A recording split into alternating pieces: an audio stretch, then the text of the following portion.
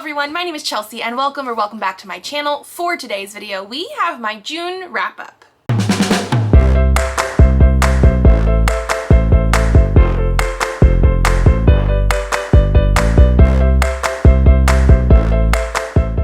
So jumping right on into all of the stats, I read 17 books in the month of June. This is pretty average, it looks like. Obviously, my April was a little bit higher, and my February and March were a little bit lower, but January, May, June, 16 to 17 books seems to be about my average right now, which is great. I will say 2 of those were DNFs, and we will get into that as we continue, which means my page numbers read for the month was 3,718, which again seems to be a pretty good average. Again, April was much higher, February and March were lower, but otherwise my January, May, and June are all in that like 3,600, 3,700 range.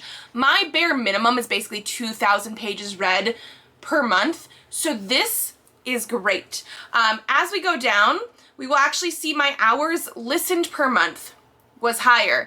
I read more audiobooks this month than I did previously. I listened to 14.9 hours. All of my audiobooks for this month were listened on 2 times speed, so like technically it could be double that, but like I only count what I actually listened to.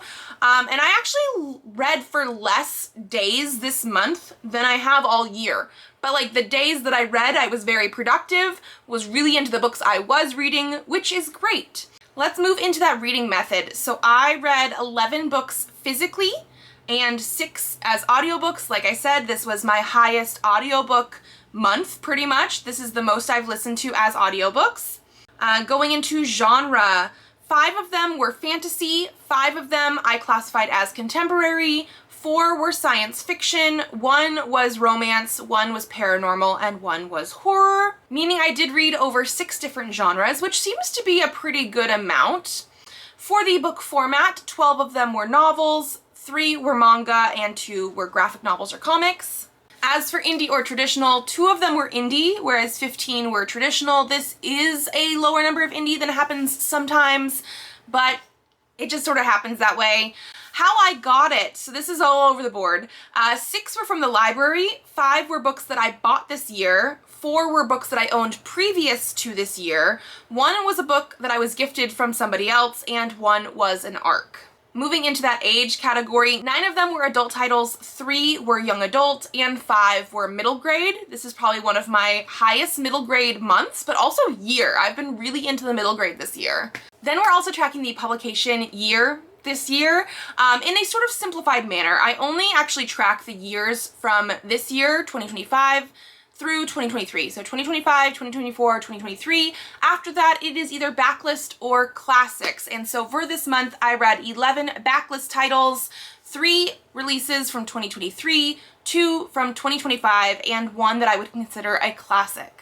And another new thing that we're tracking this year is where the author is from. So I have this handy map that we have put in this year. This is something that I got from with Allie. I actually paid for her spreadsheets and took the pieces that I wanted to use and put them over into my spreadsheets that I've been using for years, which are modified off of the Cawpile spreadsheets from Book Roast. And so basically I am tracking where the author is from.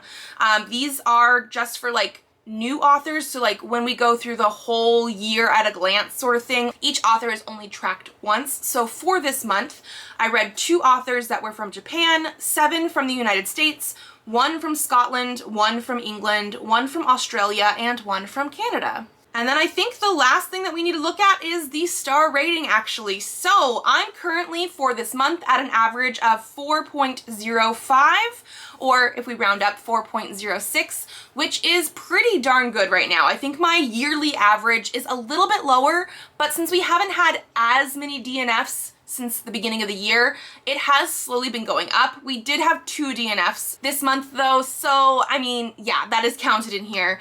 But otherwise, I feel like my reading was pretty good this month. I did have those 2 DNFs, which on my chart is a 1 star. I do not always rate them 1 star like on Goodreads or anything. It really just depends on like why I'm DNFing, like was it bad or was it just not for me? Besides that, I also had 1 3-star read, 2 3.5 stars, 3 4 stars, and 9 5 stars. like I said, I was really loving a lot of things that I was reading this month, which is great. So besides that chart there, the only thing that I wanted to update is that from my TBR filming to now, I actually finished the book that I was currently in the middle of, but I also read another book, so we will talk about that. So my save $1 per book read and $1 for every book that I put on my TBR that I didn't read is updated a little bit. I'm actually saving $22 this month because I had 17 books that I read in the month, plus 5 books on my TBR that I did not read. Watch the video if you want to hear about that.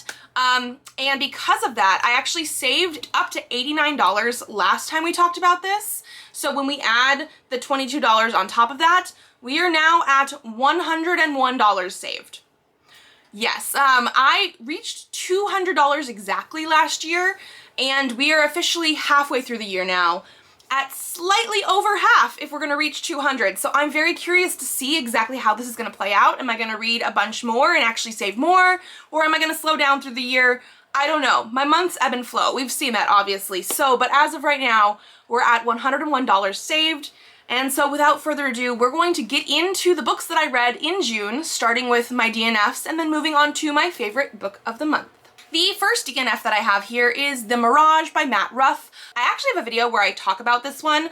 It was supposed to be part of a vlog. It was a blind date with a book, and I just do not really think it sort of lived up to what it was being billed as.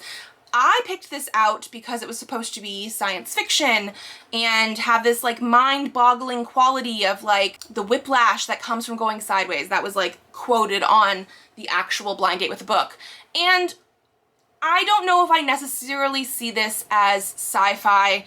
This is an alternate reality where 9/11 happened on November 9th instead, and it's flipped around. So it happened in the Middle East. I think they even mention exactly like where it happened, in Baghdad. And then like Christian nationalists are the reason it happened and things like that. I got 30 something pages into this and it is 100% not my thing. Like the way that it's set up is almost like a historical type of thing, but everything is just sort of turned on its head. This also does not have very good reviews on pretty much any of the sites. Like it's very middling, but like that was not what I was going in for. So I personally found some stuff at the very beginning a little bit misogynistic and anti-Semitic, and there was a few things that I was concerned about, but like it was just like little bits and pieces dropped in. I'm not sure if that's going to continue as a byline through the story or not, because in general, the way the story was told and the fact that we have these like passages of almost like a Wikipedia type entry where they're trying to give you all this like history of what happened, even though it's alternate history, so it's not really drawing into things that we know. None of this was things that interested me. I'm not interested in a whole like flipped 9/11 situation. It just doesn't feel right to me. And even if it wasn't a flipped thing, I personally also just don't really find those kind of books interesting, like even true events of 9/11. Like this is something that I was never going to read. I did try, but that's it. My next DNF was also part of another video. Actually, the next few books pretty much will be part of another video. I will leave it linked down below for you. It was where I was doing a like 24/48 hour marathon where I was trying to read as many of my TBR books as I could. And I had The Entropy Effect by Vonda N. McIntyre. This is a Star Trek book, obviously. And on the back it mentions this sort of like scientist who has been accused of murder because of time travel stuff where people were supposed to be sent back in time, but he was actually murdering them instead. And the Enterprise is going to take this guy to a rehabilitation center, but in the meantime, he breaks out of his room or cell or something and kills Captain Kirk, and then Spock has to go and save him in time. I read over an hour of this, over 70 pages of this. None of that happened. I got to a point where I was just like, everything is moving so slowly. I was like over a third of the way into the book and none of that had happened yet. I will say the characterization was also a little bit weird because of the fact that we get these three main characters, obviously Spock, Kirk, and Sulu, who has long hair and a mustache and a love interest for some reason. Like he felt very weird to me compared to the story and what you should know if you know Star Trek. None of the other characters that show up in Star Trek were really in here, like at all, except for a couple name drops. And I just didn't care enough to continue because it did sound interesting, but in the over an hour that I read of this, none of that happened. Moving into my 3-star, so this is something that I actually read and finished, I have The Incredible Journey by Sheila Burnford. This is sort of like a middle grade classic. This is the one that I considered a classic. It was written back in like the 1960s. There have been movies made of it. There was an original movie by Disney, live action, and then it was like remade into Homeward Bound, The Incredible Journey, in the 90s, and that's the one that I remember watching, and I think that one was better than this one. It's basically the same concept. We have these 2 dogs and a cat who sort of run away and are trying to get back to their family. The circumstances of how that comes about are obviously different from the book to the movie, but the one big thing that I think gave it a 3-star is this is more like real life. The animals don't talk.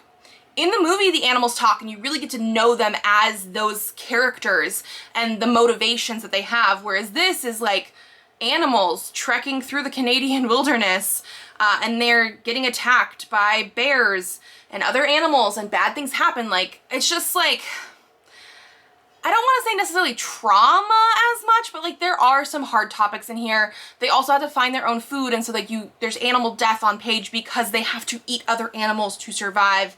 And it's also very short. So I think the movie that I remember growing up with really fleshed it out better. So like this isn't necessarily bad.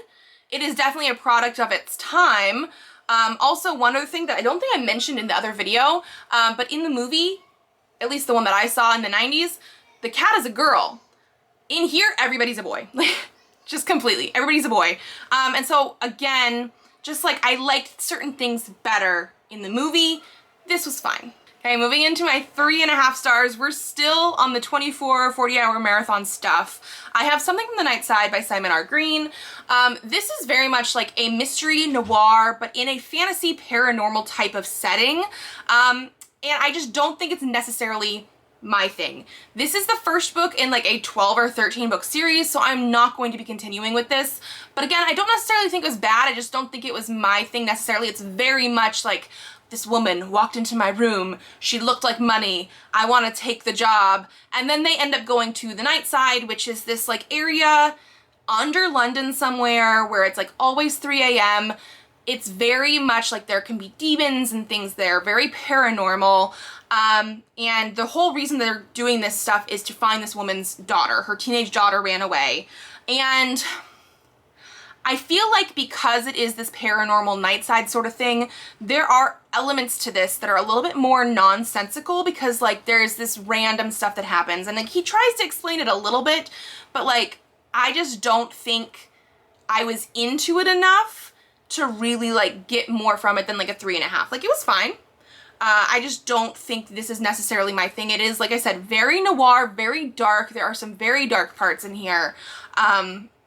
I just won't continue with the series. And then my other 3.5, also part of the 24/48-hour marathon, was A Highlander for Hannah by Mary Warren. This is an indie romance where we have a fat, plus-sized main character who basically is like starting over. She kept getting passed over for promotion at her job, decided to finally like stand up for herself and quit. She comes home and her boyfriend is there, who does not live with her, playing video games in her apartment for no reason, has also quit his job, but like for stupid reasons, does not have a nest egg like she does to sort of live on for a little while, and is wanting her to float him for everything. And so she decides to break up with him too, and then leave her apartment for a little while, go upstate in New York to her parents' like farm and take care of the horses and stuff. While she's there, her and her friend go to like a Renaissance fair and get this like fortune love spell thing from a fortune teller. She does it one night and ends up with a Highlander from the 1700s in her barn. He has to stay there for like 6 months with her before they're able to actually send him back, and things progress from there. The reason this is a 3.5 for me personally is that it's short. That was part of the reason I was reading it for the 24/48-hour marathon. I really was just wanting a little bit more from this. It takes place from like the fall equinox to the spring equinox, and so because of that we get like holidays like Thanksgiving and Christmas and things like that, and everything just sort of gets rushed by, it feels like, because it's only like a couple 100-page book. Like that was the whole point of me reading it. I do think the actual like romance, spicy, steamy scenes are really, really good. I was hoping for a little bit more of the actual like romance relationship building. It's there. It's just something that I wish we had a little bit more of. I do think this would probably be a really good like movie, like a rom-com type of thing. I just wanted more from it. Okay, moving into my 4 stars, the first one I have here is Black Cloak Volume 1 by Kelly Thompson. This is another almost noir sort of thing, except for the fact that it says noir on like the blurbs, but I feel like it's more a mystery detective thing. It doesn't have the noir nature as much. It is also fantasy, sci-fi-esque, like it has elements of both. Because basically we're following a detective and her partner in this world where they're in the like last city that has civilization. They're blocked off from the rest of the planet, I guess. And this like fae prince turns up murdered, as well as a mermaid, and they have to sort of figure out what's going on. The reason I gave this a 4 is I was just wanting a little bit more from it. I really love the art style and the different things going on with it. Like there's a lot of different, like it's just like really cute in a way, even though it is more like mystery, fantasy. There's some blood and death and things. I think it leaves it open a little bit for more in the series. And I bought this at Emerald City Comic Con, and I want to say I saw more on the table. So I do think I want to try more, pick up more in this series, because I liked what I read. It wasn't like a new 5-star favorite, but it was really enjoyable, and I liked the sort of like world building and characters. I wanted a little bit more from it, but in a way that was like, because it's intriguing more than like I'm missing stuff. So like, I still really enjoyed this one. I just want more. Then my next 4-star is Melissa by Alex Gino. This is one of the middle grades that I read. I listened to this on audio, and I actually did a whole video about Alex Gino's books this month as well. I'll leave it linked down below in case you want more information. But obviously, Melissa is the book that used to be George.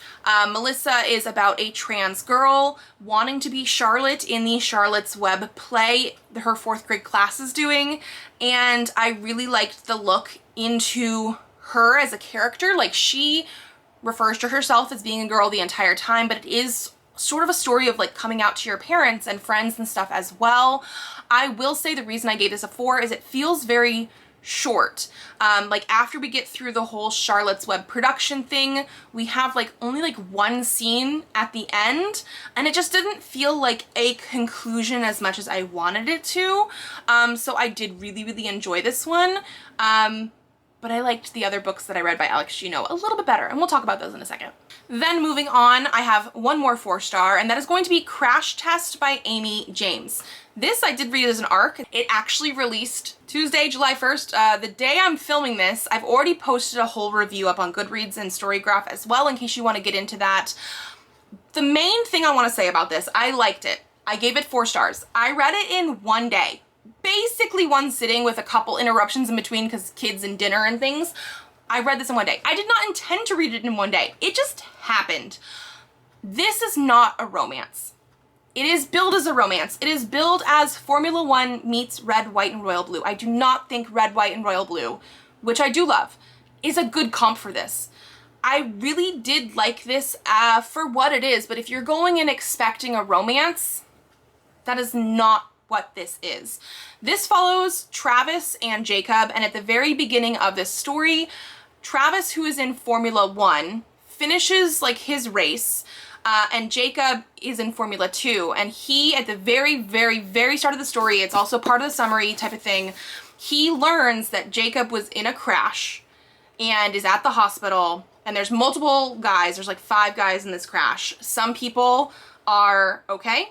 Some people are in critical condition. One person has died, and he has like no idea what's going on. And so this starts with that happening right away, which I actually really do enjoy that we got thrown into it at first. Then we sort of go back and forth with different chapters between what is currently happening present day with that and what happened at the beginning of their relationship. The thing is, none of it really gives us a good romantic buildup. Eventually, we get into more like less stuff that happened previously, more stuff that's happening now. And again, it's never really a good romantic build-up. The summary does say, as the F1 season barrels on, Travis and Jacob find themselves alone and miserable on opposite sides of the globe. That happens. So because that happens, and I'm trying not to get into like any spoilers, because it happens, we don't get to see the romance, the actual like romantic stuff. I will say, because it is billed as a romance, you do get a happily ever after. That at least is there. It's not something that's billed as a romance and you don't get the happily ever after, which 100% makes it not a romance. There is a happily ever after, but this reads more as like a drama. There is so much drama stuff happening.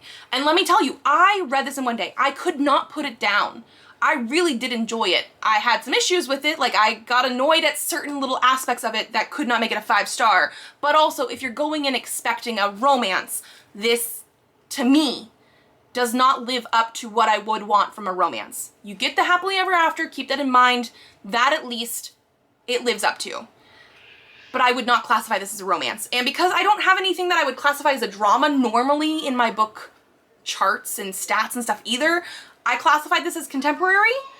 I do think, like, if we're really gonna go into it, drama, like, this feels like a drama. I did like it. It does have some hard topics in here. Obviously, we have the medical issues and things like that. We also have some, like, homophobia and biphobia and some internalized of that as well. So again, some hard topics. I did like it. It's not a romance. Okay, and now we're gonna be moving into all of my 5-star reads. The first one I have here is Strange Bedfellows by Ariel Slamette Rise.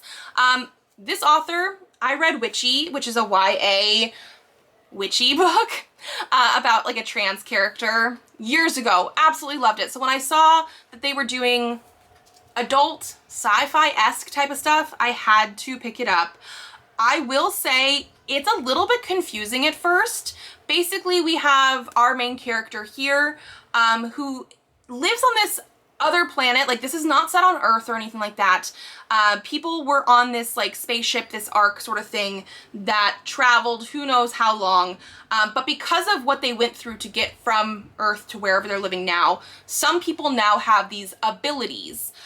And so he is in his early 20s. I think it said maybe he's like 21 or 22. And you should have manifested abilities before then. But he now somehow has manifested the ability to like pull things from his dreams. And he ends up pulling like his high school crush out. And things go from there. It is very, like I said, at first it's very slow, a little bit confusing because of the way that the whole dream system stuff works. He's trying to figure out his powers. He is also trans, which I absolutely loved. This very much feels like a queer normative world. Like, his family is like a poly unit. Like, he has a mom and a dad and lots of siblings, but then the mom has another mom. I don't know. They don't really get into like the exact details of it, but like there's at least 3 adults that are raising these kids together. And it feels like this happens sometimes. Like, it's a very, very queer normative world, which I loved. And I just, even though it is a little slow to start, a little bit confusing at the beginning, like, give yourself time to get into it, because I really loved where we ended up.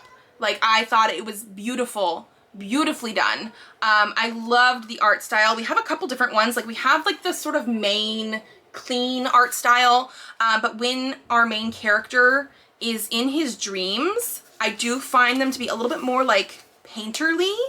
So the art style is a little bit less concrete, which I do love. A little bit more abstract and weird sometimes. This is from like near the beginning of the book. So there are ways to sort of tell which ones are supposed to be the dreams, and then eventually we have like, oh, he wakes up and things like that happen. I just really, really love this. Yeah. Okay, moving into my next 5 stars. I have 3 of the Snow White with the Red Hair by Sarada Akiduki. So I read volumes 4, 5, and 6 this month. I had them checked out from the library, and then I haven't been able to continue, but I have absolutely been loving this. I know I've talked about them probably like last month in my wrap up and stuff like that as well, because I started them last month, I want to say, maybe, or like the month before that, and I read like 2 and then 1 last month, whatever. I read 3 of them this month. They're fantasy. I do classify them as YA. I want to say both of our main characters are in their late teens, maybe early 20s, but it just sort of feels like a YA sort of age range, and it's very like slow burn romance, but like we're actually in the romance right now, which is amazing.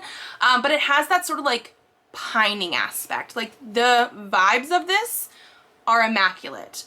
I just have absolutely been loving the characters and the plot, and like it is sort of like a like medieval fantasy, like sword and shield type of stuff going on. So we do have some times where people are maybe not like in peril, but like there's a little bit of action and things that happen.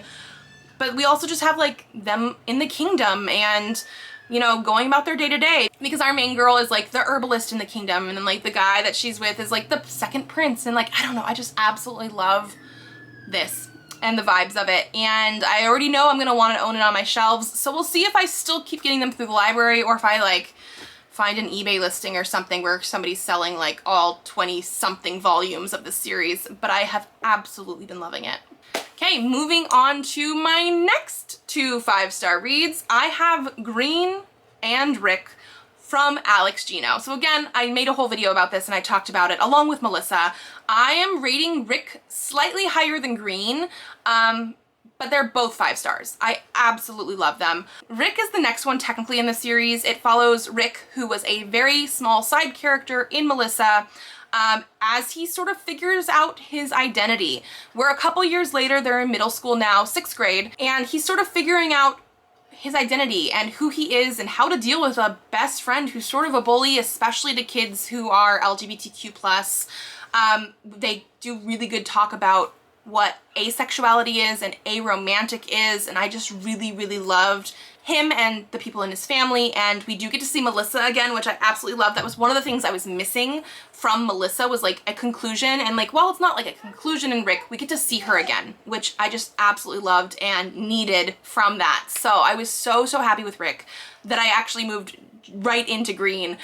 Green is a character that gets introduced in Rick, who's part of the LGBTQ club at the school. They are non-binary, and so again, we have a lot of good conversation about what that means and what being trans means, and maybe some of the things that happen while you identify a certain way, like, because like we get to again talk to Melissa as well as Green, and Green is also sort of having a crush on a boy who is straight and does not identify as LGBTQ, but is like an ally because he has 2 moms. And so we get a lot of different stuff like that going on. One thing that I think I forgot to mention about Rick is Rick also has a talent show. Green, they're putting on the production of The Wizard of Oz. So Melissa had Charlotte's Web. We have theater things throughout these books as well, which was a really nice through line, basically. Like, they're a little bit different each way, but I absolutely love this. I think they are phenomenal middle grade books, especially to introduce LGBTQ concepts. It's just like, I loved them so, so much. Rick and Green are also read by Alex Gino, the author, and they did a phenomenal job. Okay, my next 5-star here is Dead Voices by Catherine Arden. This is the sequel to Small Spaces. I really, really love this one. I gave Small Spaces a 4 last month, something like that, whenever I listened to it. Again, I listened to this one as well, even though I have the books. And I just liked that we got more. I thought this one was also scarier. This is dealing with them and ghosts in this like ski lodge. So again, we follow the same characters, Ollie, Brian, and Coco, although I think this one follows Coco a little bit more, whereas like Ollie was our main character in the first one. But I love the friendships between these. We also have Ollie's dad and Coco's mom here. And just the fact that we get to see more of the characters, we get a little bit more of like Coco specifically, but also for a middle grade paranormal horror type of series, like I said, this one was a little bit scarier, and because of that, like, I really, really loved it. Okay, my next 5 stars, Bookshops Bonedust by Travis Baldree. I also listened to this on audio, and I absolutely loved it. 5 out of 5 stars. This is the prequel to Legends and Lattes, which I also loved. 5 out of 5 stars. When I read it last year, Was it last year? It feels like longer than last year. Something like that. I will say, because I've heard some people say that they love this one more than Legends and Lattes.